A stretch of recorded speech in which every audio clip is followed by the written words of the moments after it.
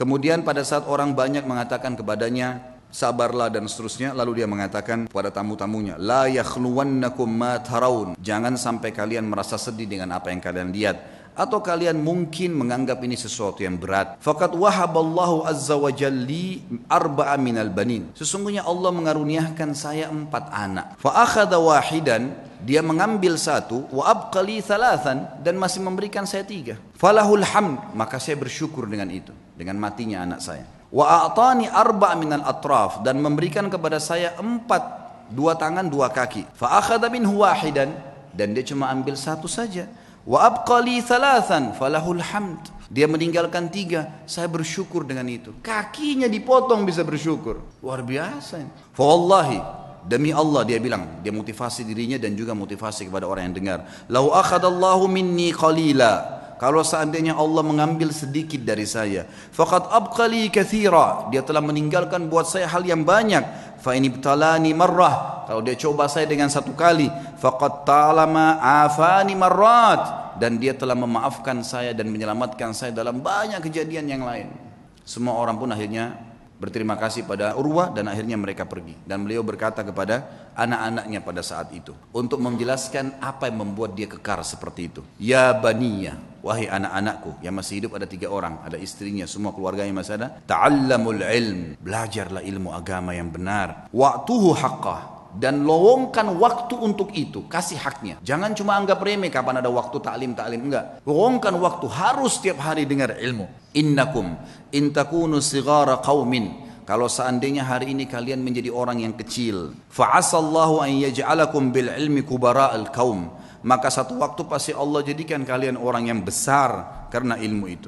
Wa sau'ata hal fid dunya akbah min syaikhin jahil, dan sungguh buruk sekali, apakah ada yang lebih buruk dari orang tua yang bodoh, gitu, tidak mengerti agamanya. Lalu beliau berkata juga, iyyakum antarau sadaqata annaha sadaqatun bal i'tabaruha hadiyah. Hati-hati, jangan pernah kalian melihat amal yang kalian kerjakan atau sedekah yang kalian keluarkan adalah sedekah yang kalian anggap remeh, tapi jadikanlah sedekah itu sebagai hadiah tahdilillahi azza wajal, yang kalian berikan hadiah kepada Allah Subhanahu wa taala. Wala yahdiyanna ahadukum lillah, dan janganlah kalian memberikan hadiah sesuatu untuk Allah. Yastahi an yahdiyahu li azizil qaum, yang dia malu untuk memberikan kepada terhormatnya kaum atau pejabatnya satu kaum.